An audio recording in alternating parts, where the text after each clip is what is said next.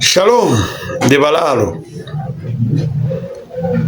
Balaalo are good people. There is a narrative that these people are arrogant. These people are protected by the gun. These Balaalo are from Tanzania and from Rwanda. Each sinistry here have got its origin. If they are Ugandans, their origin is from Rwanda. It is normal history. If they are Ugandans, like it is, their origin is from Sudan. For example, Acholi, the good people of Acholi, their origin is from Bahal Ghazal in Sudan. They settled in northern Uganda some centuries back. The history is clear that they were named by Arabs to be called Acholi. It was Acholi. Later, it became Acholi. Okay? Yes, this is a written history. So we have Acholi Uganda, Acholi Sudan. How do you separate them? Because they speak the same language. They are brothers. When there was a problem in Uganda, the war, many fled to their brothers in Sudan, in South Sudan. When peace returned to northern Uganda, they returned home. So the same is, we have got Uganda and Banyarwanda. Their origin is from Rwanda. I don't think that is a problem. So it is not correct that whenever you hear someone speaking Kinyarwanda, it means is a foreigner. That is wrong, a narrative which is created today. About arrogance, these Balaalo are not arrogant. They are good people. They live in peace with other ethnicities in Uganda. They have never grabbed anything from government, be it land or money. They bought the land with the selling their cows.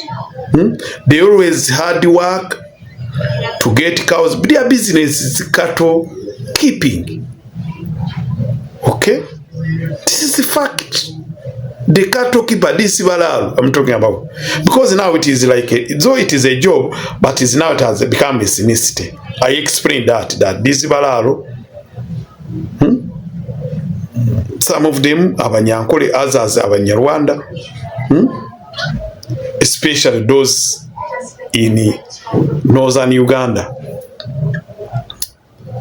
Others are from Banyoro, Baganda. But Uganda, the Ugandans have already integrated. There is no area which can develop without integration. And it is okay because we are Ugandans. No one will need a visa from central to northern Uganda, or from northern Uganda to Uganda, or to Ankole. There are those who say that there is no Acholi in western Uganda. They are there. And even those who want to go there, it is just a matter of having money. You can go there and buy land. And there are so many people from northern Uganda who have settled there. They are there. Recently I was in Iburisa. There are so many. Bagungu said there are so many rules from northern Uganda who have settled there. They have lands, they interact with locals. In Banyoro, when you go to area like Chiriandongo, there are so many. There are leaders there. Bagisu, Acholi. Okay. So even Acholi people are really good people. Just just a few leaders who think, had someone who says, you people Balaalo, you are protected by guns. The guns are there to protect all Ugandans. Be Balaalo, be Acholi, be Langi, be Uganda. Because the government is here to protect Ugandans and their properties. Balaalo inclusive. Okay? So, if you are honorable MP, you legislate for all Ugandans. So you cannot tell me that you make a law which says that Uganda is free to buy, to sell, to settle, to do business anywhere in Uganda. Then if someone will come and buy a land, you tell him you leave the money and leave the land. It is not correct. The Bible says that love others like you love yourself. What you don't want to do for you, don't do it for others. If I imagine for some of you have lands in different parts of Uganda, someone tells you that abandon your property and go. This is not your original place. Where will Uganda be? I've heard someone who says, this is not the first, Museveni is not the first president, and he will not be the last. For you, when you become president, or when your government comes in, it will just be against the people, to be against some Ugandans. I don't think there is a government which can do that. And the government which has ever done that, that's why it was removed. Because it failed to protect all Ugandans, to unite all Ugandans. Okay, that's what I think. Yes. And that's how it will be.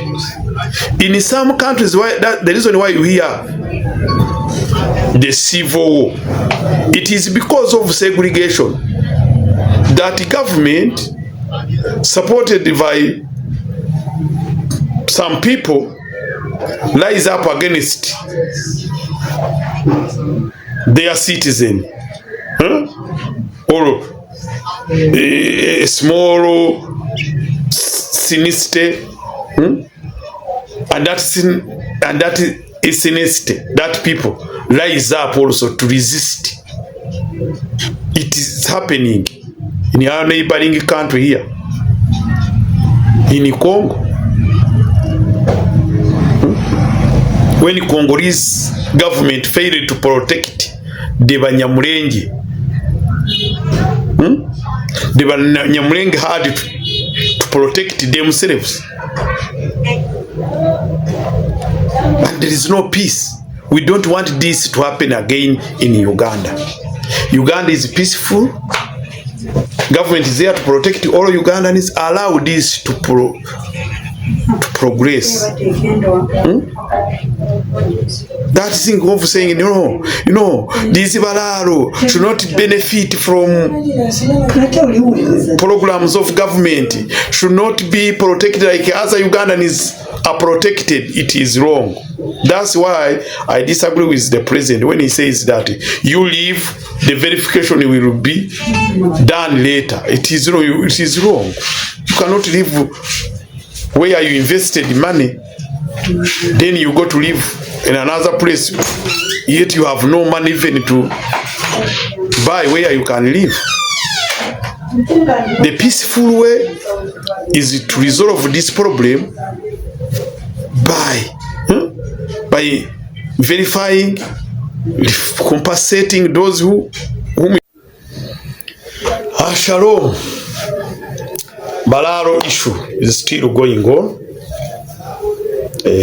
This week, many people have tried to support the eviction of Balaalo from northern Uganda. Others defending Balaalo not to be evicted. Then His Excellency President issued the response to Mr. Andrew Mwenda. He raised 9 points in his response. So kati ndowooza naye nange we nabitunuddemu kisooka Balaalo baagala bwenkanya. They need justice, Your Excellency. Kati ekisooka wagambye nti abalowooza nti baagula mu mateeka bagende mu mateeka. Kati bawaabirani bawaabire gavumenti, bawaabire omukyole yamuguza nga talina complain yonna tanamugoba, bawaabire ba leaders, bawaabirani kati. So ekyo tekyabadde clear mu response mu nsonga z'omwenda. Ekirala wagambye President agamba nti muliisa ennimiro z'abatuuze abakyoli. Okay, ekyo kikyamu okuliisa ennimiro. Omuntu bw'aliisa nga bwe liri etteeka ne mu bitundu ebirala, nze ndowooza baalina okusasula ente bwe bazikwata. Olina ensonga gye wagambye nti abamu balina mikwano gyabwe abajaasi balemesa oli eyakutte ente. Okuliisa ennimiro si kya bwenkanya, era ndowooza abadde bakikola mu northern Uganda ne mu bitundu ebirala mubeere batuuze balungi. Kati yemu ku nsonga gyo egobya abantu bano, naye eno si nsonga y'amaanyi. Esobola kyekintu ekyangu okugonjoola. Ekisooka omuntu asiba sengenge nga nnya. Era ndowooza mbadde nsaba w'ekitiibwa President oyo eyakola ebyo aleme okugobwa. Ono abadde aliisa ennimiro z'abantu naye awulidde kati. Eyasibira mu faamu kuba waliwo agenti abaasiba amakubo, abaasiba enzizi, abatuuze bwe baali bafuna amazzi n'ebintu ebirala. Bannange ebintu ebyo si birungi. Ate ne mu bitundu ebirala ebya Uganda mulimu omuntu ng'ali asiba ekkubo ng'aliraba yalisangawo, oluusi n'asibira ddaamu munda nga yagisangawo. Ekyo abantu baffe baadde babikola abalunzi ne mu bitundu ebimu ebya Uganda oli bw'abaguze ettaka. Se ndowooza okubeera n'abantu obulungi lekawo ekkubo. Ekyo kyo nsonga nkulu. Kwa mulimu n'abantu abasiba faamu oba batasiba naye tebwezigendayo nga bazikwata. Waliwo omuntu omu alina mayiro nga 10 naye abamuliraanye ab'ente entono, ente bwetoloka n'agenda mu faamu abantu be yateekawo nga bagikwata. Kati weesanga nga ku kyalo talina amwagala. Kati abo nabo beetereeze. Naye ate okubagoba obugobi ekyo si nze ndowooza. Baddiremu batereeze owulira. So waliwo n'ensonga endala nze kubanga ndowooza nti verification bw'ekolwa ng'abantu bakyaliwo kitereeza okusinga omuntu okukola verification ng'abantu bamaze okugenda. Waliwo abalala nga bagamba nti abantu bano tebakolagana bulungi n'abantu. Balakolagana bulungi. Abalaalo bantu tebalina buzibu, babeera looyo mu buli kitundu kye baba bagenzeemu. Kyova bateri muntu yatunda ttaka complaininga nti tebaamusasula. Nze badde nsaba nti at least ekiragiro kino kibeere clear. Kubanga okusengo gwe bw'oba tolina mutawaana osigalawo kuba executive egamba mwenna mugende baani bonna ng'abalaalo buli mwenna alunda ente. oba abatalina buzibu n'abatuuze bajja kusigala. Nolwekyo ebyo nabirina okwetegerezebwa.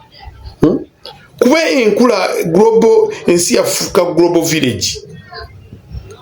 Tewaliyo nsi eyinza kitundu kyonna kiyinza kukulaakulana nga tekiinaayo bantu balala. Abaeri baveeyo ne bagenda eyo ne bakulaakulana n'abalala ne bagenda mu kitundu. Kituufu obadde ogamba nti mulimu ebintu bya tribalism. Abakyoli nga baliroko tebalina mutawaana. Abaleeta tribalism abajoogerako n'abalala ba leaders ate betugiwulirako. Yes. Kuba ogenda n'owulira ng'omuntu nga kyamulanga kyokka si bintu bingi, amulanga kimu kyokka kuba mulaalo. Ate nga leader abamu babaka ba palamenti boogera ebintu n'ogaa Katonda wange ono akimanyi nti akiikirira abantu bonna na bano bantu. So nze kyendowooza bisobola okutereezebwa. Abantu baffe ne basooka bakola verification kati ne bateekawo ne bagamba nti oba mujja kusasulwa bwe muti alina ettaka. Bwe ndowooza kuba bannange omuntu nga yakwata miliyoni ze 2 n'agula ettaka oba 3 n'omugabo va ku ttaka genda. Luli bapangisanga oluvannyuma ne babagamba tiye kati gula ettaka osibe ente ezo zireme kulya mmere y'abantu. Bwe babanga wali abadde bakyaliisa emmere y'abantu abo be basaana okugobwa. Naye omuntu ataliisiza mmere ya muntu atalina buzibu oyo alekebwe nga yagoberera ebiragiro bulungi. Ekirala omuntu ali ku ttaka mu ngeri emenya amateeka oyo yaba avaayo. Naye omuntu atalina buzibu kuba mulimu n'abaluddeyo nga bamaze emyaka nga 10, myaka 2, myaka 25. So bwenkanya bwendowooza obwenkanya bwetaagisa ku balaalo bano n'abantu abo b'ekitundu ekyo gye bali. Kuba Bannayuganda abamu bambi si bagagga nnyo. Abagagga ng'abadde n'ettaka mu bitundu ebirala. Mulimu abagendayo ng'abadde ne mayiro nga 8 mu kitundu ekirala nti asobola okuzitunda ezimu n'azizaayo. Naye mulimu abalala nga tebabadde nnyo, badde bakyeyiiya. Ali mu nte 20, ali mu nte 30, yali atunze yiika za 2 n'agenda agule wali awagaziko alonde ku nte ziwere. Kati saawa zino bamugambye ddayo ettaka lireke liwateekamu ssente, wajja kubeerawo okufiirwa. Kituufu amateeka gaba mateekamu, amagye gajja kubawaliza nga bwe walagira baveeyo. Naye ennaku y'abantu bano tegenda kubava ku mutima. Ng'omanyi nti ettaka lyewateekamu miliyoni 10 lisigadde ogenze oba miliyoni 5. Ngamba kuba n'abatonotono.